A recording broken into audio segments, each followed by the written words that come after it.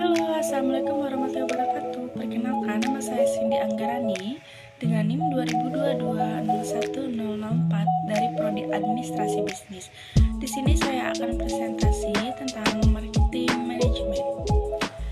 Yang pertama, apa sih yang dimaksud dengan pemasaran itu? Jadi, pemasaran adalah kegiatan menyeluruh dan terencana yang dilakukan oleh suatu perusahaan atau instansi dalam melakukan berbagai upaya agar mampu memenuhi permintaan pasar. Kenapa dimaksud memenuhi permintaan pasar? Karena kita sebagai jiwa marketing, kita itu harus mempunyai jiwa yang kreatif. Jadi seperti memasarkan produk, memasarkannya dengan cara apa gitu. Jadi kita harus kreatif. Dan untuk pertanyaan selanjutnya, mengapa pemasaran penting? Pemasaran sangat penting karena membantu menghubungkan kegiatan produksi dan konsumsi oleh konsumen, serta masyarakat, membuat perusahaan atau organisasi lebih kreatif dalam mengenalkan dan mempromosikan produk. Jadi marketing itu amat sangat penting bagi kita yang mempunyai jiwa usaha, karena itu bisa mengenalkan produk kita untuk kedepannya, jadi supaya masyarakat lebih tahu tentang produk kita.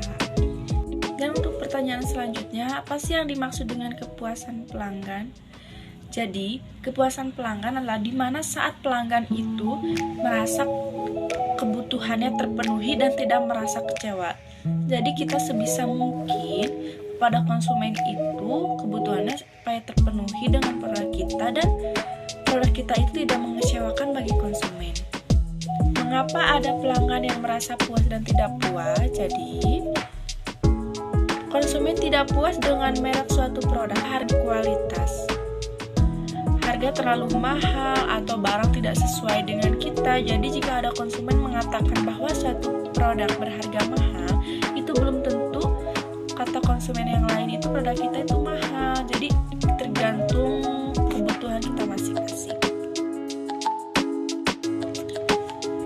Dan untuk contoh puas dan ketidakpuasan adalah kualitas produk yang dihasilkan, kualitas pelayanan kita yang diberikan, dan juga pelayanan.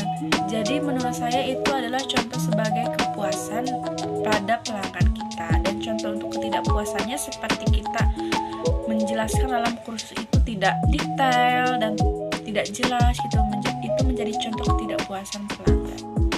Mengapa peran seseorang berpengaruh terhadap pola konsumsinya? Jadi karena adanya daya tarik dari produk kita, dan itu membuat konsumen tertarik kepada produk kita dan dipengaruhi oleh faktor psikologis yang dikenal dengan seller. Jadi kita itu sebisa mungkin harus ada seller supaya produk kita terkenal oleh masyarakat luas. Dan untuk selanjutnya, mengapa usia dan tahap siklus hidup seseorang berpengaruh terhadap pola konsumsi? Jadi, semakin banyak penduduk dalam usia produktif, maka akan semakin tinggi tingkat konsumsi nasional. Semakin tinggi tingkat pendidikan, maka akan semakin tinggi tingkat konsumsinya. Segmentasi khusus. Segmentasi geografis adalah pengelompokan konsumen berdasarkan lokasi tempat mereka berada. Biasanya, kebutuhan konsumen di lokasi tertentu akan berbeda-beda dengan lokasi lainnya. Bisa karena faktor cuaca hingga keadaan. Itulah mengapa segmentasi geografis ini juga penting. Segmentasi demografis pasar dibagi menjadi kelompok-kelompok berdasarkan variabel-variabel demografis seperti usia, ukuran keluarga, siklus kehidupan keluarga, jenis kelamin, penghasilan, pekerjaan, agama, ras, generasi kewarganegaraan, dan kelas sosial. Dan segmentasi yang cocok bagi kursus bahasa Inggris menurut saya adalah pengelompokan konsumen berdasarkan lokasi. Karena kita itu kalau misalnya membuka kursus harus sesuai lokasi dan kebutuhan di suatu tempat tersebut. Proposisi nilai bagi pelanggan adalah salah satu cara dalam memenuhi kebutuhan dan harapan pelanggan, serta sebagai pembeda antara satu perusahaan dengan perusahaan lainnya. Jadi kita sebisa mungkin usaha kita itu harus menjadi pembeda dari usaha yang lainnya. Walaupun usaha kita sama, jadi kita harus menjadi pembeda dari segi pelayanan atau dari produk-produk kita.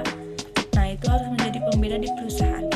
Dan untuk titik paritasnya adalah asosiasi-asosiasi yang tidak mesti unik untuk merek, tetapi dapat dimiliki bersama dengan merek lain.